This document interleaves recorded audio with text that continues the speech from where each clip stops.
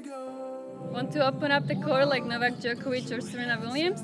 Follow my tip and become an aggressive baseliner today.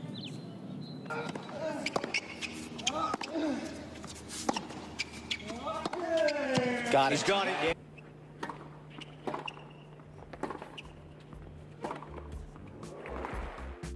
It's easy as 1, 2, 3. Rally cross court with your opponent on either side. Try to choose your strength and their weaknesses.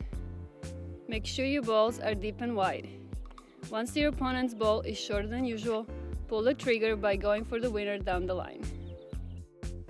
There you have it! You're now opening up the court like any ATP or WTA player, and you can come see them this summer at La Costa.